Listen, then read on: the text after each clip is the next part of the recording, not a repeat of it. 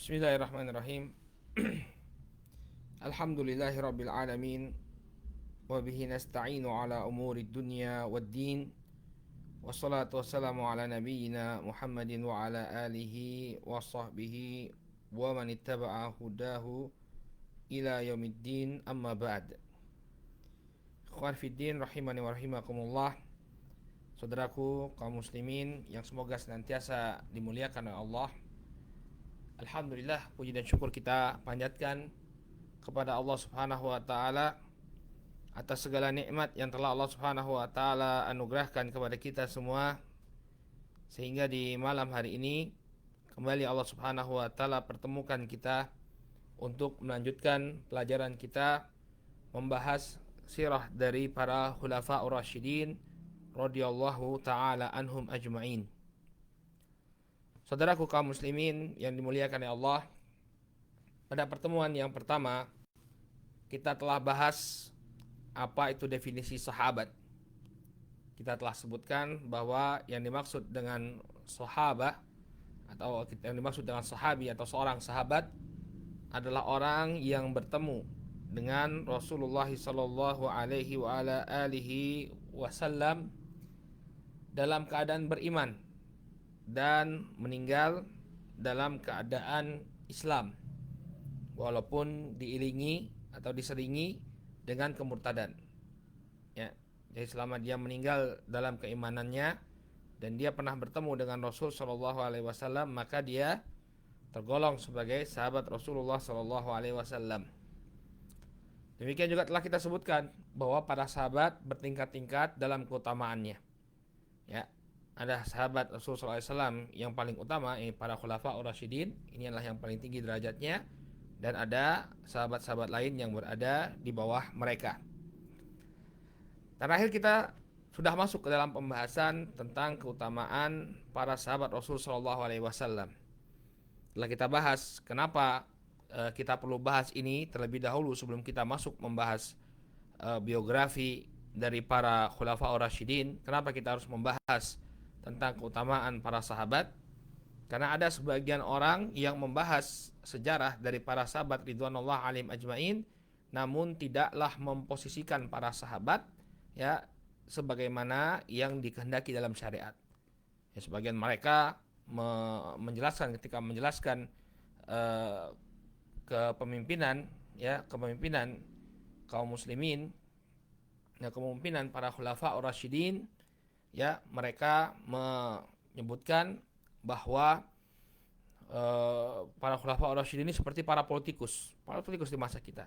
Nggak perlu kita jelaskan, ya, bahwa mereka ini memiliki keutamaan yang tentunya tidak layak untuk disamakan dengan para politikus di masa kita. Kita telah sebutkan di antara keutamaan para sahabat Nabi Shallallahu Alaihi Wasallam bahwa mereka ini adalah orang yang telah diridhoi oleh Allah Subhanahu wa taala. Di dalam Al-Qur'an Allah Subhanahu wa taala menyebutkan radhiyallahu anhum wa radu'an. Allah Subhanahu wa taala ridho kepada mereka dan mereka pun ridho kepada Allah Subhanahu wa taala. Ya. Jadi para sahabat ini adalah orang-orang yang telah diridhoi oleh Allah. Allah telah ridho kepada mereka. Sehingga tidak pantas untuk kemudian menyamakan para sahabat ya dengan tokoh-tokoh, ya, tokoh-tokoh masyarakat atau tokoh-tokoh yang dikagumi di dunia. Ya, berbeda. Mereka ini sudah mendapatkan tazkiyah, mendapatkan rekomendasi dari Allah Subhanahu wa taala. Baik.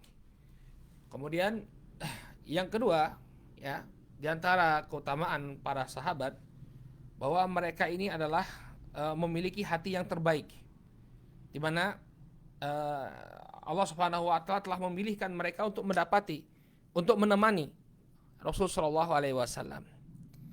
Disebutkan oleh Abdullah bin Mas'ud radhiyallahu taala anhu, kata beliau, innallaha nadhara fi qulubil ibad fawajada qalba Muhammadin sallallahu alaihi wasallam khaira qulubil ibad.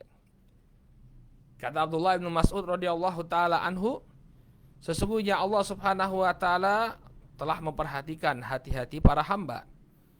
Maka Allah mendapati hati Muhammad sallallahu alaihi wasallam ini merupakan hati yang paling baik. fastafahu li nafsihi fabta'athahu bi risalatih. Kemudian Allah memilih Rasul sallallahu alaihi wasallam untuk dirinya, kemudian mengutus Nabi sallallahu alaihi wasallam dengan membawa risalah darinya. Thumma nadhara fi qulubil ibad ba'da qalbi Muhammad fawajada quluba ashabihi khaira qulubil ibad. Kemudian Allah pun melihat hati-hati para hamba setelah melihat hatinya Muhammad. Kemudian Allah mendapati bahwa hatinya para sahabat ini merupakan hati sebaik-baiknya hamba. Faja'alahum wuzara nabiyhi yuqatiluna ala dinih. Maka Allah Subhanahu wa taala menjadikan mereka ini sebagai para pendukung Nabi sallallahu alaihi wasallam, di mana mereka berperang bersama Nabi sallallahu alaihi wasallam untuk membela agama Allah. Fama ra'al muslimuna hasanan fahuwa indallahi hasan. Maka apa yang dipandang baik oleh mereka, ini oleh kaum muslimin para sahabat, yang dimaksud dengan kaum muslimin di sini adalah para sahabat, maka ini di sisi Allah Subhanahu wa taala adalah kebaikan. Wa ma ra'au sayyi'an fahuwa indallahi sayyi'. Dan apa yang mereka pandang sebagai keburukan, maka di sisi Allah Subhanahu wa taala itu pun merupakan suatu keburukan.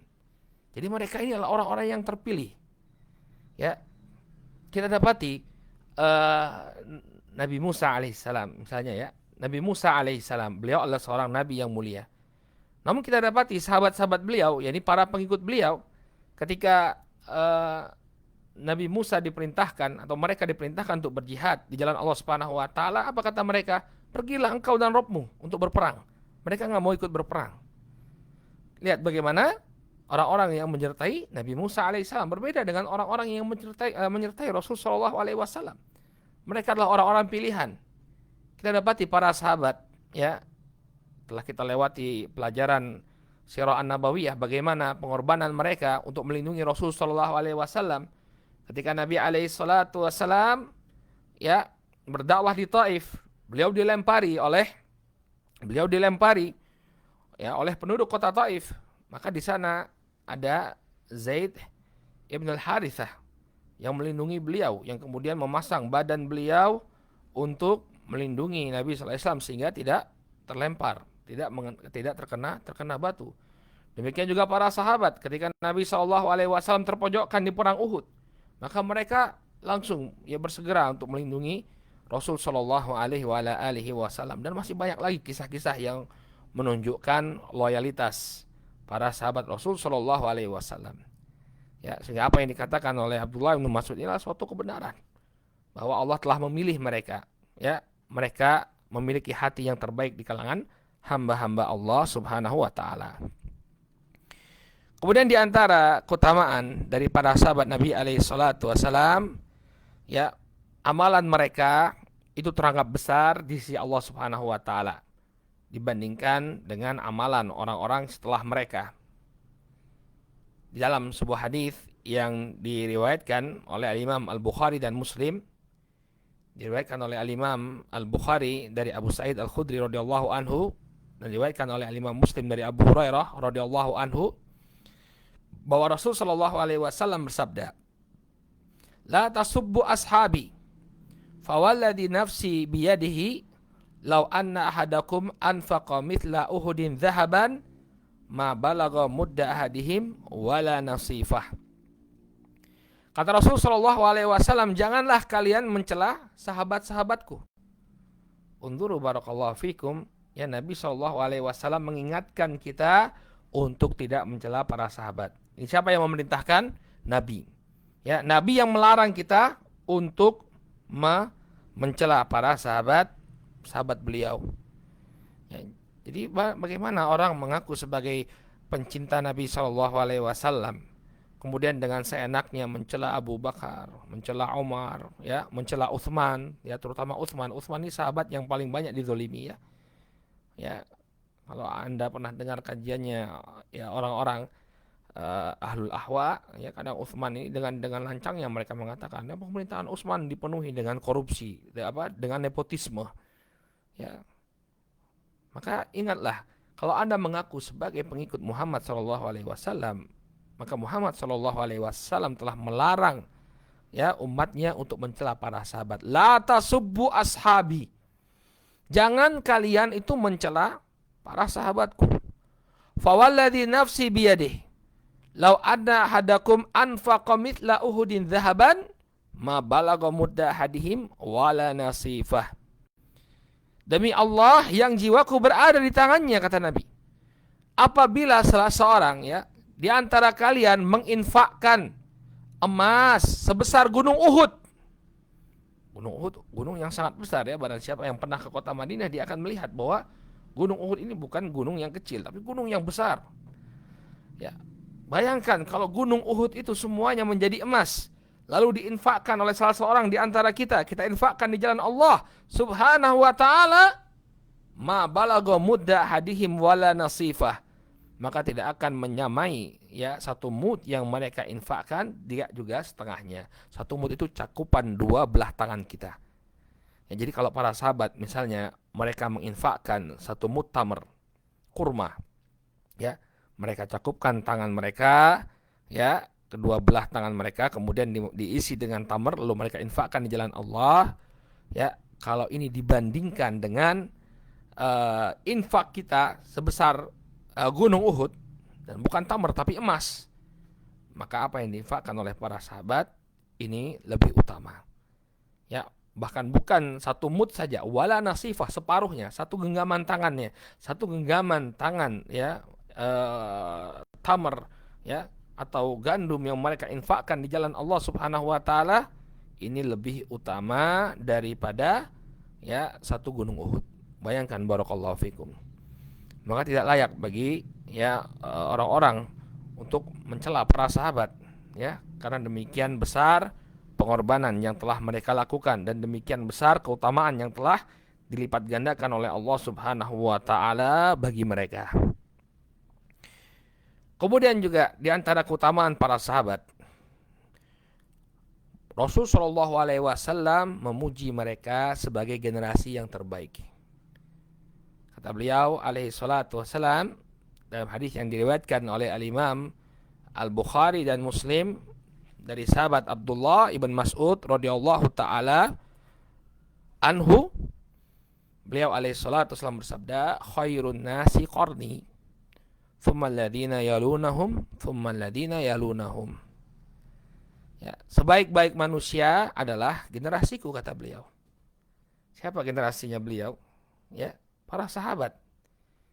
Ya, jadi generasi yang terbaik dari generasi umatnya Muhammad alaihi salatu wassalam adalah generasi para sahabat. Khairun nasi qarni. Sebaik-baik manusia adalah generasiku.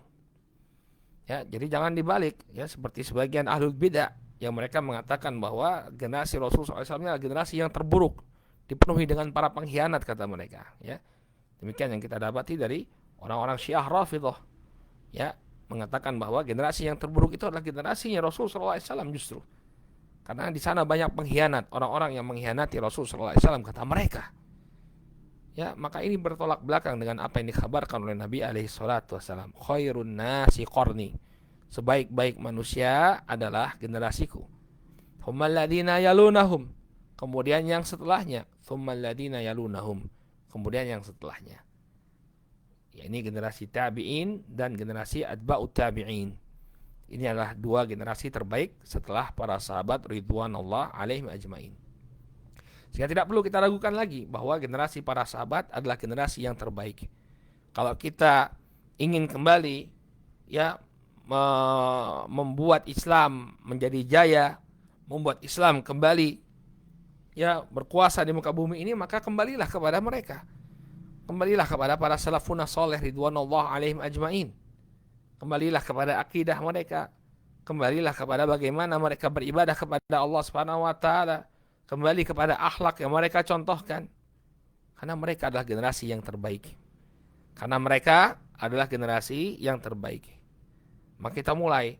Caranya bagaimana agar kita bisa meneladani mereka? Kita harus belajar tentang siapa mereka. Apa pengorbanan-pengorbanan yang telah mereka lakukan untuk Islam.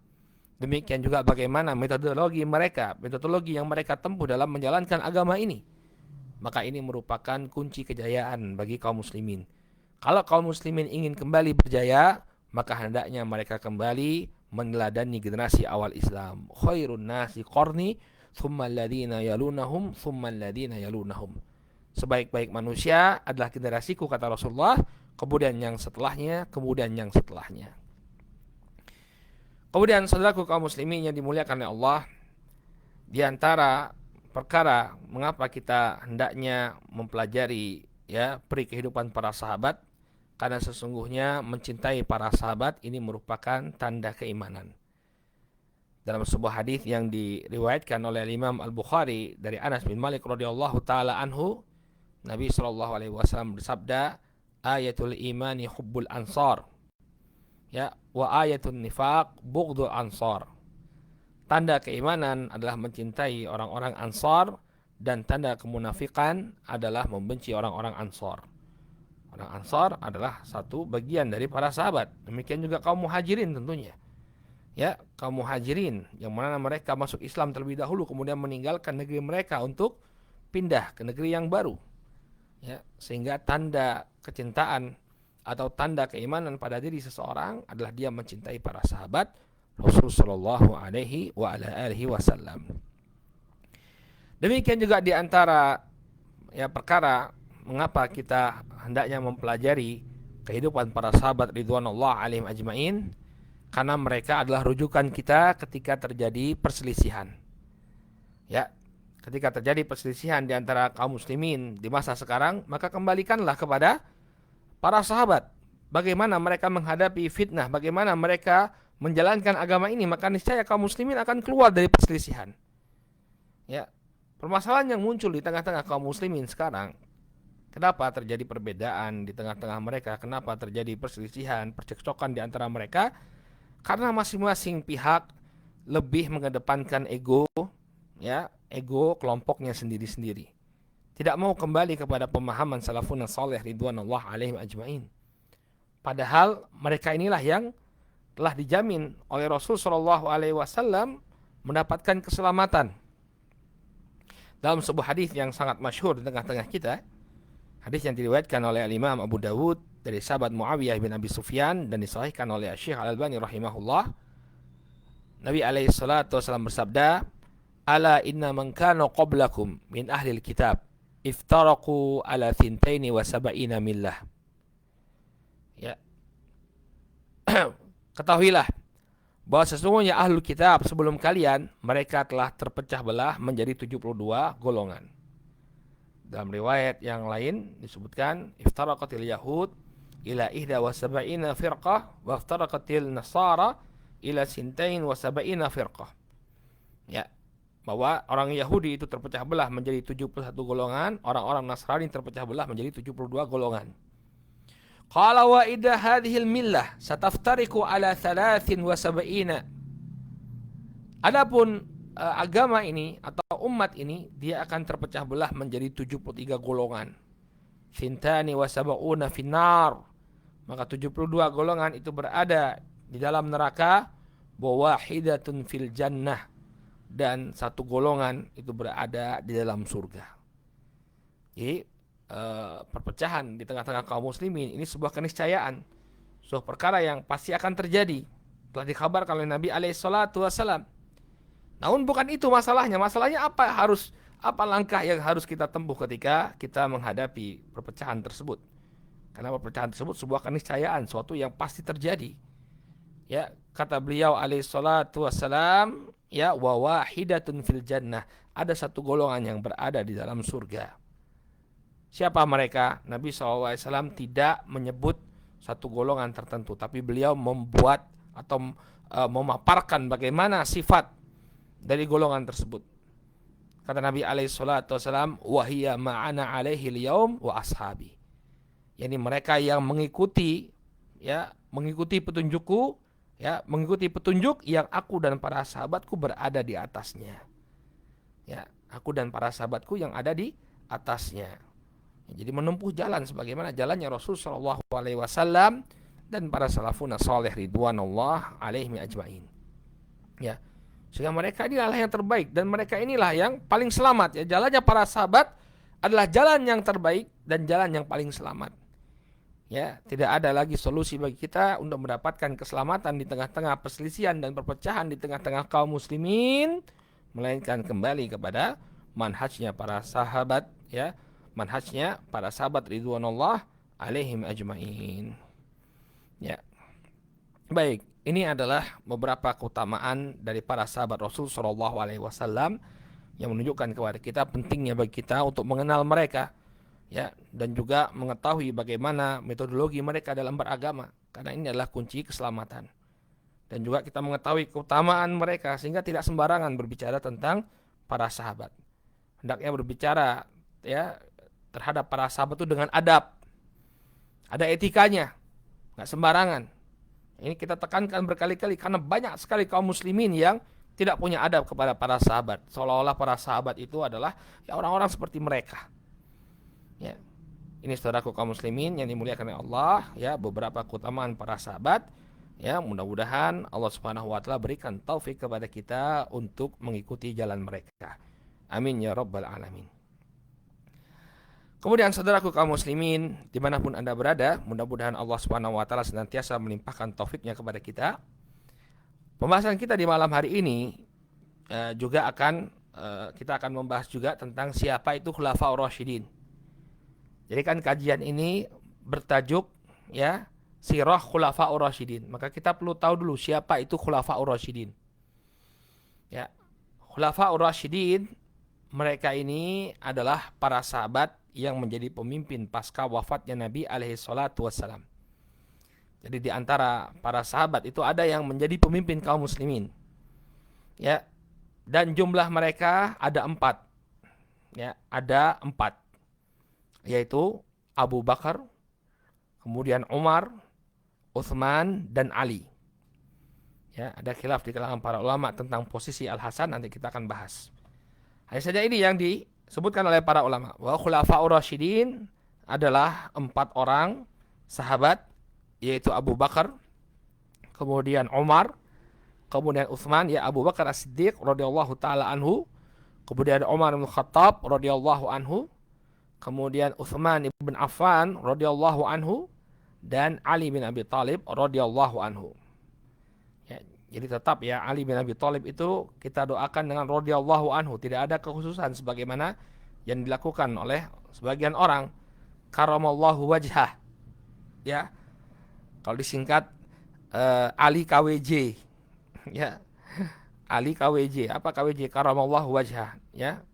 Enggak, manggil Ali radhiyallahu taala anhu tetap sama, radhiyallahu anhu. Maka mereka inilah yang memegang khilafatun nubuwah, artinya khilafah atau kepemimpinan yang diwariskan dari Nabi alaihi salatu wasalam. Dalilnya adalah sebuah hadis yang diriwayatkan oleh Al-Imam Ahmad dan juga Al-Imam Tirmidzi dan yang selain mereka berdua. Dan hadis ini dihasankan oleh Syekh Syuaib Al-Arnaud hafizahullah atau rahimahullahu taala dari Safinah, bahwa Nabi sallallahu alaihi wasallam bersabda, "Al-khilafatu fi ummati 30 sanah, thumma mulkan ba'da dzalik." Kata Rasul sallallahu alaihi wasallam, khilafah, ya, di tengah-tengah umatku itu berlangsung selama 30 tahun. 30 sanah. 30 tahun. Thumma mulkan ba'da dzalik. Kemudian diganti dengan kerajaan.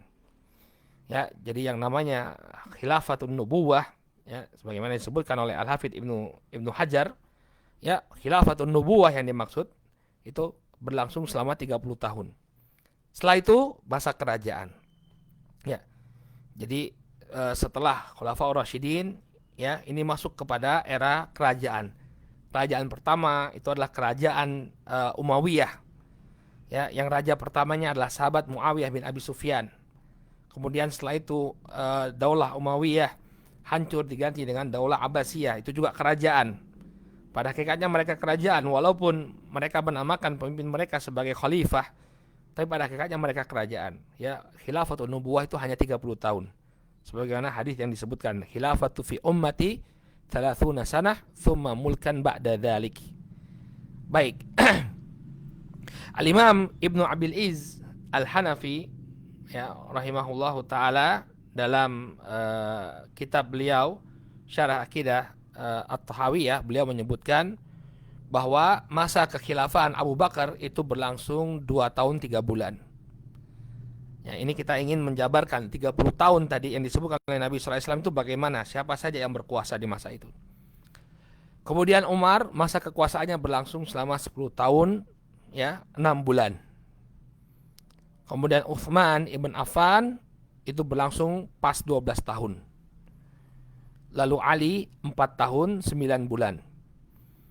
Ya, totalnya ya dari masa kekhilafan Abu Bakar, Umar, Utsman dan Ali ini 29 tahun 6 bulan. Ya, 29 tahun 6 bulan. Bagaimana dengan sabda Nabi sallallahu alaihi wasallam bahwa al-khilafatu fi ummati 30 sanah? Maka di sana ada pelengkap, ya. Ada takmil, pelengkap, ya, ditambah dengan masa kekuasaan Al-Hasan bin Ali selama 6 bulan. Maka lengkaplah, ya, masa khulafa, ya, khulafa atau nubuwah itu selama 30 tahun. Thumma mulkan ba'da dzalik. Kemudian masa setelah itu adalah masa kerajaan. Setelah itu adalah masa kerajaan. Ya, disebutkan oleh Al-Imam Abil Izz Hanafi, setelah itu mulai masa kerajaan, maka raja yang pertama adalah Muawiyah bin Abi Sufyan radhiyallahu anhu, dan beliau adalah raja kaum muslimin yang terbaik. Nah, bagaimana dengan Al-Hasan bin Ali? Sebagian ulama memasukkannya sebagai khalifah yang kelima dari Khulafa Ar-Rasyidin. Namun apa yang kami dengar dari Syekh Shalih Al-Fauzan dalam dars Al-Ha'iyah, ya, beliau menyebutkan bahwa Al-Hasan bin Ali ini hanya penyempurna. Namun beliau kedudukannya tidak sama dengan keempat para sahabat Abu Bakar, Umar, Utsman dan Ali.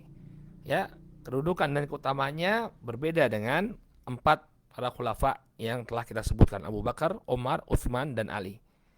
Sehingga kesimpulannya bahwa khulafa ar-rasyidin ada 4, Abu Bakar, Umar, Utsman dan Ali, kemudian dilengkapi atau disempurnakan dengan kekhilafahannya Al-Hasan bin Ali. Sehingga lengkaplah 30 tahun sebagaimana yang dikabarkan oleh Nabi sallallahu alaihi wasallam, al-khilafatu fi ummati 30 sanah. Baru kemudian, ya, khilafah pada umatku berlangsung selama 30 tahun, kemudian barulah dialihkan kepada kekuasaan Bani Umayyah yang dimulai dengan rajanya yang pertama yaitu Muawiyah bin Abi Sufyan. Dan kita juga diperintahkan oleh Rasul sallallahu alaihi wasallam untuk berpegang teguh dengan para khulafaur rasyidin ini. Dalam sebuah hadis yang sangat masyhur, hadis yang diriwayatkan oleh Al-Imam Abu Daud dan juga Al-Imam Tirmidzi dari sahabat Irbad bin Sariyah radhiyallahu anhu, ya, beliau mengatakan bahwa Rasul sallallahu alaihi wasallam wa'adhana Rasulullah sallallahu alaihi wasallam mau'izatan wajilat minhal qulub wa dzarifat minhal uyun. Suatu ketika Nabi sallallahu alaihi wasallam memberikan nasihat yang membuat hati kami bergetar. Demikian juga membuat air mata kami mengalir. Faqulna ya Rasulullah ka'annaha mau'izatun muwaddi'in. Wahai Rasulullah, ini seakan-akan nasihat perpisahan. Fa'ausina, berikanlah wasiat kepada kami wahai Rasul. Qala, kemudian Nabi sallallahu alaihi wasallam mengatakan, usikum bitaqwallahi azza wa jal wa sam'i wa ta'ah wa in ta'ammara alaikum abdun. Aku wasiatkan kepada kalian untuk bertakwa kepada Allah azza wa jal, demikian juga mendengar dan taat walaupun yang memerintah kalian adalah seorang hamba. Kemudian kata beliau alaihi salatu wasalam, fa innahu man ya'ish minkum fasayara ikhtilafan katsira fa 'alaikum bisunnati wa sunnatil khulafa'ir rasyidin al-mahdiyyin addu 'alaiha bin nawajith. Maka sesungguhnya barang siapa yang hidup sepeninggalku, dia akan melihat perselisihan yang demikian banyak. Fa 'alaikum bisunnati, maka hendaknya kalian berpegang teguh dengan sunnahku, wa sunnatil khulafa'ir rasyidin al-mahdiyyin, dan berpegang teguhlah dengan sunnahnya para khulafa'ur rasyidin yang diberikan petunjuk. Addu 'alaiha bin nawajith, gigitlah dengan gigi geraham kalian. Wa iyyakum muhdatsatil umur fa inna kulla bid'atin dhalalah, dan berhati-hatilah kalian dari perkara yang baru di dalam agama ini, karena sesungguhnya setiap kebid'ahan merupakan kesesatan. Jadi kita diperintahkan untuk berpegang teguh dengan sunnahnya para khulafa'ur rasyidin. Ya. Ini saudaraku kaum muslimin yang dimuliakan oleh Allah Subhanahu wa taala, apa yang bisa kita sampaikan di pelajaran pada malam hari ini, ya. Dia telah jelaskan siapa itu para khulafaur rasyidin dan bagaimana kedudukan mereka. Insyaallah pada pertemuan yang akan datang kita akan mulai masuk membahas khalifah yang pertama, yaitu Abu Bakar As-Siddiq radhiyallahu taala anhu. Dan sebagai informasi ya bahwa ada beberapa kitab yang kita jadikan rujukan kajian kita. Yang pertama adalah kitab Ashabur Rasul yang ditulis oleh Syekh Mahmud Al-Misri. Demikian juga kitab Suwar min Hayatis Sahabah, ya, karya Syekh Abdurrahman Rafat Basya, dan juga Hukbah Minat Tarikh. Ini juga rujukan utama kami dalam memaparkan kejadian-kejadian yang terjadi di masa Khulafaur Rasyidin yang ditulis oleh Syekh Utsman Khamis. Demikian juga kita merujuk ya kitab-kitab besar yang tentang sejarah Islam seperti kitab Al-Bidayah wan Nihayah karya Al-Imam Ibnu Katsir rahimahullahu taala dan kitab-kitab lainnya. Baik. Ya, mungkin kita cukupkan dulu sampai di sini kajian kita karena sebentar lagi akan masuk waktu sholat Isya untuk Kuala Lumpur dan sekitarnya.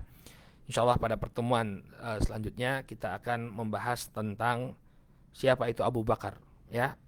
Kita akan mengenal lebih mendalam tentang sosok khalifah yang pertama, yaitu Abu Bakar As-Siddiq radhiyallahu taala anhu. Baik, kita cukupkan dulu sampai di sini kajian kita di malam hari ini. Mudah-mudahan bermanfaat. Mari kita tutup dengan doa kafaratul majlis. Subhanakallahumma wa bihamdika asyhadu an la ilaha illa anta astaghfiruka wa atubu ilaik. Billahi taufiq wal hidayah. Wassalamualaikum warahmatullahi wabarakatuh.